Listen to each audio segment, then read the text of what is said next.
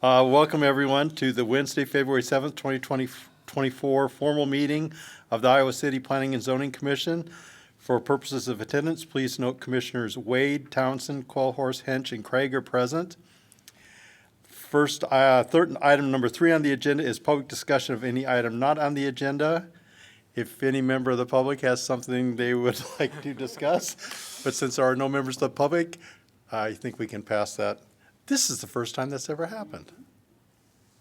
Is this the first time? There's never been anybody First here? time since I've been on. It's a first. Historic. Yeah, about every other time it's standing room only, so that's kind of nice. Okay, we'll go to item number 4, rezoning items. Case number REZ 24-0002. Location is 1916 Waterfront Drive, 429 Southgate Avenue, 430 Southgate Avenue, 436-438 Southgate Avenue, and 501 Southgate Avenue. This is a city-initiated application for rezoning of approximately 4.5 acres of land from intensive commercial zone to community commercial zone. And Parker, are you the presenter on this one? I got it. Good evening, Parker Walsh, Associate Planner, and as the Chair mentioned, tonight I'll be going over a rezoning application. And this is a city-initiated application for rezoning of approximately 4.5 acres of land from intensive commercial to community commercial for properties located at 1916 Waterfront Drive, 429 Southgate, 430 Southgate, 436 to 438 Southgate, and 501 Southgate Ave. Shown here is a location map of our 5 properties we'll be going over tonight, and they're all right in here. We'll get into more detail on those. Next, we have our zoning map. As you can see, it's currently zoned CI1, as well as much of the area here in this central commercial area. It's bordered by CC2 to the north, and then farther to the west and to the east. And then there are some residential zones to the south. In November of 2023, the City Council adopted multiple amendments to the zoning code, and these amendments were intended to improve housing choice, increase housing supply, and encourage housing affordability. The amendments also included provisions to address potential for housing issues, and those changes included treating assisted group living uses as more consistently with multifamily uses, and reclassifying community service long-term housing as a residential use. And just to clarify, community service long-term housing is no longer a use in our zoning code, and these existing properties are considered multifamily now. These 2 changes removed residential uses from CI1, and in doing so, any residential uses that are existing in CI1 are considered non-conforming. Some zoning history. As of 1983, the comprehensive plan and the zoning code update, it turned many of the commercial properties to CI1 in this area. And then gradually over the last 40 or so years, this area has evolved from more than just CI1. And that started in 1994 with the Hy-Vee property here shown to the north. And then in 2006, some properties along Boyer Street were rezoned. And the locations just east of the Hy-Vee, 1803 and 1835, were rezoned to CC2 to accommodate Hy-Vee expansion. Also in 2006, properties located north and south of Stevens Drive were rezoned CC2. And the last rezoning in 2006 for this area was along South Gilbert Street, and that extended north through Stevens Drive and then along both the west and east side of South Gilbert Street. Excuse me. I just want to add to the minutes, if we can reflect that Commissioner Padron is present for the meeting. Thank you. The county also purchased this property here, shown zone as neighborhood public, in 2018 and rezoned it from CI1. And then our properties that we're going over tonight began establishment in the mid-1990s through the mid-2000s, and they have remained CI1 since they were established. During the last 40 years, the meaning and the intent of the intensive commercial zone has also changed. When CI1 was first adopted, multifamily, assisted group living, and transitional housing were all allowed in CI1 through special exceptions. And CI1 was initially an all-encompassing commercial zone, and that has changed over time as the zone now focuses more on intensive commercial uses. In 2005, multifamily was removed from CI1, and then in 2016, commercial or community service long-term housing was added as an allowed through special exceptions. In 2023, the city addressed potential fair housing issues by aligning assisted group living and community service long-term housing with other residential uses. However, these uses are no longer allowed in CI1 zones. As mentioned, the properties are currently zoned intensive commercial, and this zone is generally focused towards operations which typically characterize as outdoor display, repair and sale of large equipment or motor vehicles, outdoor commercial amusement, and retail uses are limited in this zone to provide opportunities for those more intensive commercial uses. And as mentioned, no residential uses are allowed in CI1 following that 2023 zoning code amendment. We are proposing a community commercial or CC2 zone, and this zone usually provides areas intended for a variety of retail goods and services. They're usually indoor services with limited outdoor activities, and if there are to be outdoor uses in the CC2 zone, they tend to come with approval criteria that include more intense screening or increased setbacks. CC2 would allow residential uses such as assisted group living and multifamily, and without this rezoning, these properties could continue operating as legal non-conforming uses, but they would be unable to expand unless they are rezoned or the use changes. Next, I'm going to compare the CC2 property uses shown here in the column in the middle and intensive commercial, which is the existing zone. As you can see, residential uses are only allowed in this CC2 zone, and they've all been removed from intensive commercial. Some of the more notable intensive commercial uses that would not be allowed in community commercial include industrial services, heavy manufacturing, warehouse and freight movement, and wholesales. And then there are still some uses allowed in CC2 that may be seen as more intensive, but these are generally provisional uses that would require that increased screening or these increased buffers to maintain compatible neighborhoods. We did prepare an analysis to summarize the existing non-conforming uses and detail what would change as part of this rezoning. The CC2 zone would better align the zoning with the existing land uses and compatible development. And the sites may continue to operate as legal nonconformities in CI1 without this rezoning, but as mentioned, there are zoning code standards that would prohibit any redevelopment, expansion, or alterations under the existing uses. And the following slides aren't meant to find all the potential concerns of the properties, and future site plans may uncover some additional code compliance concerns, and those could be simpler things like parking lot screening. The map here shows the properties I'm going to be going over in our next slides. So we have the 501 South Gate, which is a multifamily use, 429 South Gate, which is community service, 436 and 438 South Gate are multifamily with ground floor offices, 430 South Gate is assisted group living, and then the last property of the subject rezoning is 1916 Waterfront with general community service and medical offices. This is bordered to the north by Hy-Vee, to the east with Plum Supply Company, and to the west with Fiddlehead Gardens and an auto repair shop. Starting with 1916 Waterfront Drive, this is the Four Oaks property, and they received a special exception to establish a group care facility, which is now what we'd refer to as assisted group living. Today, the property is no longer used for assisted group living. The property owner shared that with us, and the existing uses now are general community service and medical office. Both of these existing uses would be permitted under the CC2 zone. However, if it were to remain CI1, if they wanted to have an expansion, it would require another special exception for that general community service use. And if they wanted to reestablish the assisted group living use, they could do so in a CC2 zone provisionally.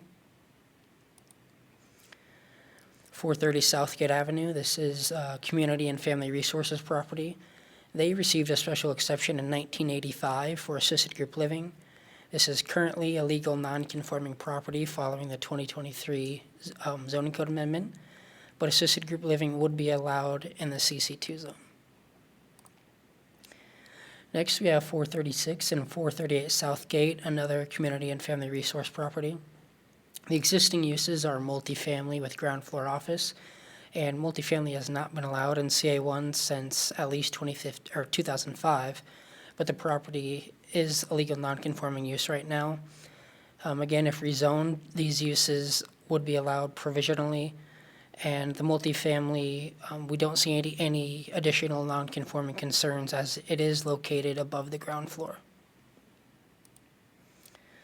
429 Southgate Avenue is a shelter house property, and they received a special exception in 2004 for a community service shelter with up to 70 temporary residents.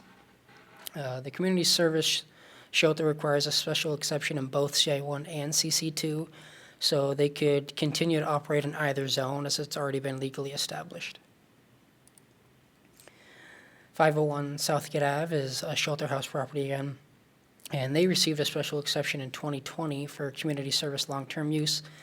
And as mentioned, this use no longer exists in the zoning code following the 2023 zoning code amendment, and it's now referred to as multifamily. So the existing uses on the site would be multifamily with accessory supportive services. Multifamily, again, is not allowed in CA1, and it would be allowed provisionally or through a special exception in C2, and that just depends on where the multifamily would be located, whether on the ground floor or if on the ground floor it requires a special exception. Above the ground floor, we could approve it provisionally. Currently, the site has 36 one-bedroom units, so it does exceed the maximum density allowed in CC2, and it would still remain a legal non-conforming use. So the rezoning wouldn't resolve all of the nonconformities, but the site could continue to operate as a legal nonconforming use. The comp plan identifies the properties as suitable for general, commercial, and intensive commercial, with specific land use goals that include transitions between residential and intensive commercial uses to promote long-term healthy neighborhoods. There are also specific neighborhood design principles such as buffering residential development from incompatible uses. The South District also identifies this area as commercial and encourages mixed-use residential development with commercial areas to achieve goals of long-term neighborhoods with strong health and appeal. By rezoning to CC2, potential CC2 development aligns more with the comprehensive plan and the South District Plan vision for commercial areas, as they would allow residential uses mixed in with commercial uses. The existing uses become more compatible with the zoning designation and any potential redevelopment. The rezoning would maintain the existing transition of uses, as we have the single family to the south, followed by multifamily and office uses, more multifamily and office as you cross to the north of Southgate with assisted group living, and then general community surface and office use at 1916 Waterfront, followed by the commercial area of Hy-Vee to the north. The surrounding properties may require increased screening if they were to be redeveloped in the future, as there are existing residential uses in the area, and again, that may just include something like more intense screening along the property lines.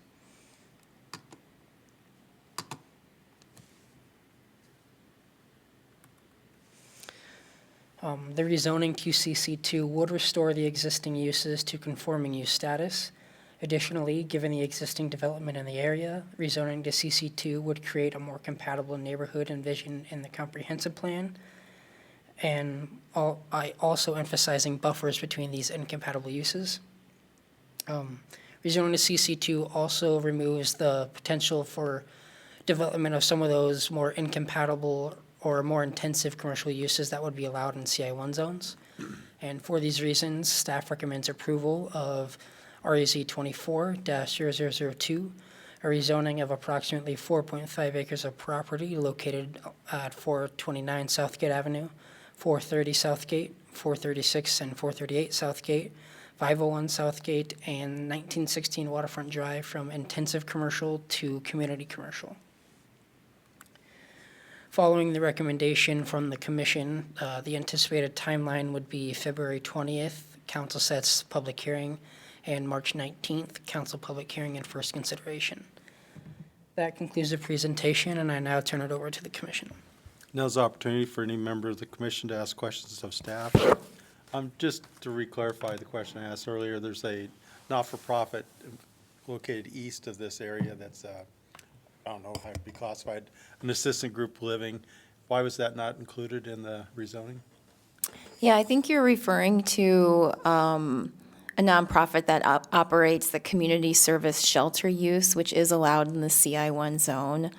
So our text amendment didn't create any non-conforming situations for that nonprofit. All right, thank you. Any questions for staff on this zoning applications?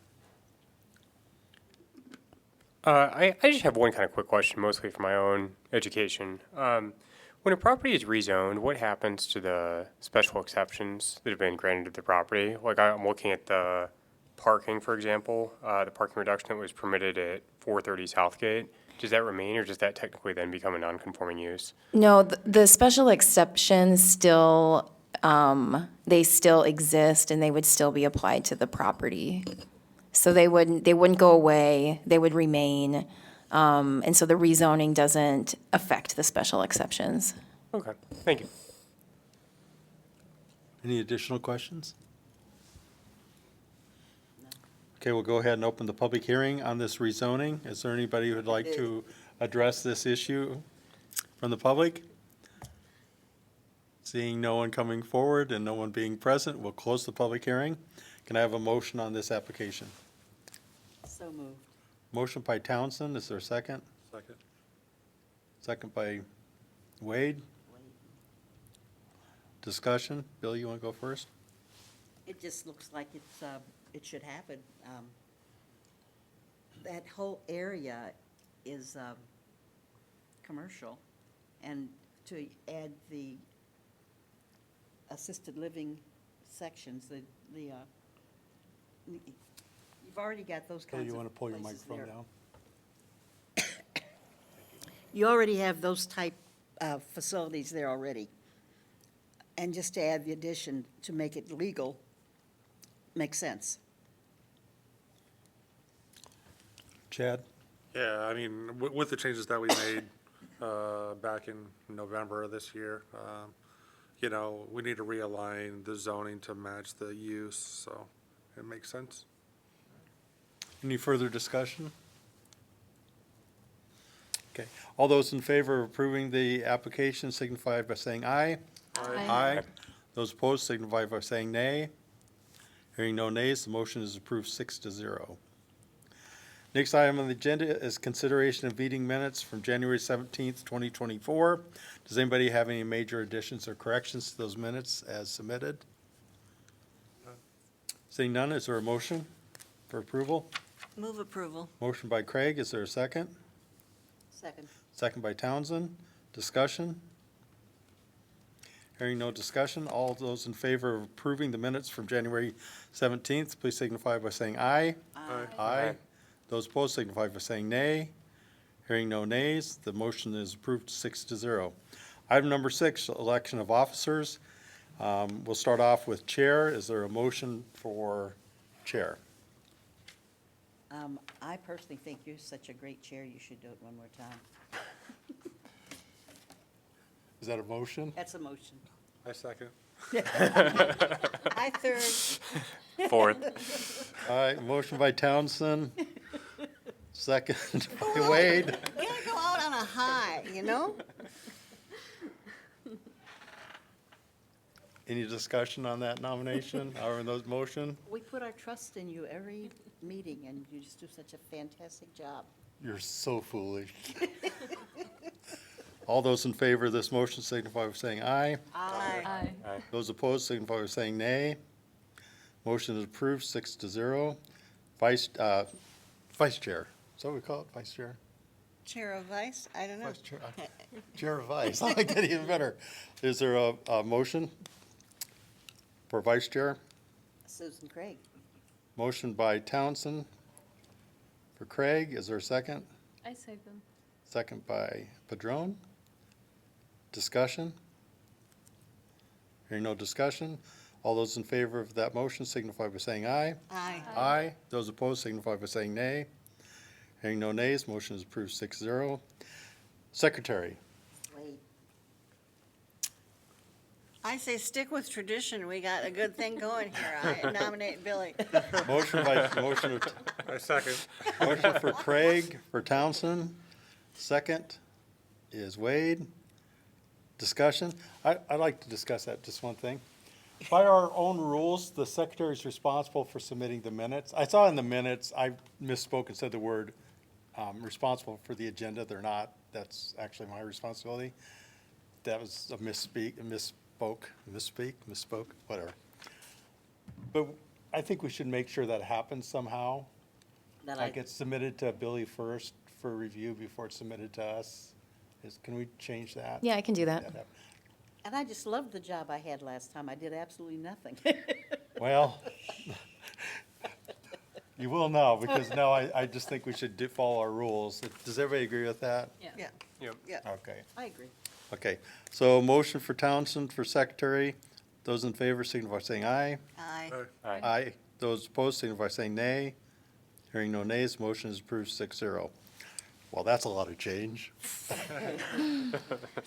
Planning and zoning information.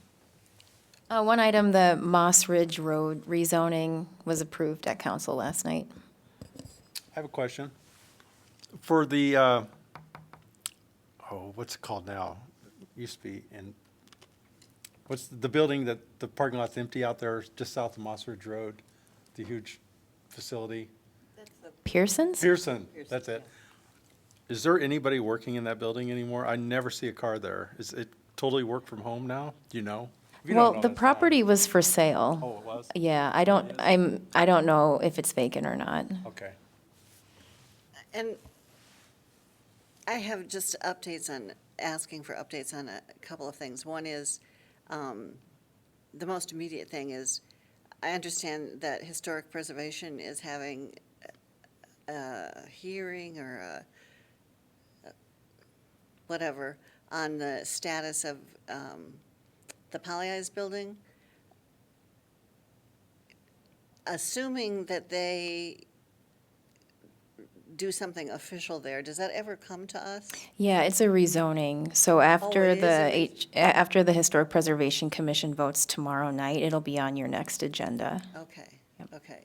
So that, we can actually rezone something, well, I guess it happens all the time, that that the owner doesn't want to happen. Yeah, and the neighbor, the property owner hasn't said if they oppose it or support it. So it's unknown at this time. Okay. Can you just briefly explain that for rezoning? You don't need the property owner's consent? That's- Because I'm sure yeah. that's confusing to people. Yeah, Yeah, that is true. I'm sure it I carries don't some know the weight last in one that council, we but- had that was like that, but the property owner can always protest, like formally protest the rezoning through a petition. And the other one is just an update on, I came into town with somebody the other day off the interstate, the Dubuque Street, and the big sign is there now for Iowa City, for the development that never happened up where the mobile home park was, and I just wondered what the status of that is. Yeah, the property has been sold, so there's a new owner. They closed last year, I believe, but we haven't received any applications. Okay, so what's the sign there Does for? the sign stay available, I think that I sign? think you're right, it does say available. Yeah. Available. It's actually been sold, so they probably need to take the sign down, because I don't think it's currently for sale. It was for sale, and then, Maybe they mean come and give me millions of dollars so you could build a hotel here and pay me for my property. Yeah, I've never seen a sign like that before, so I'm not sure what. Well, she said, what does that mean? And I said, I don't really know what it means. I You're know, talking about Forest View? yeah, Yes. Yeah. And are there people living still there? no. No, everyone has been relocated. The city helped finance the relocation of the remaining residents. Any planning and zoning information from the commissioners? Anything else, Ann? Motion for adjournment? So moved. Motion Townsend, is there a second? Second? Second Quellhorst. Discussion? Hearing no discussion, all those in favor of adjournment signify by saying aye. Aye. Those opposed signify by saying nay. Hearing no nays, motion is approved 6-0. We're adjourned.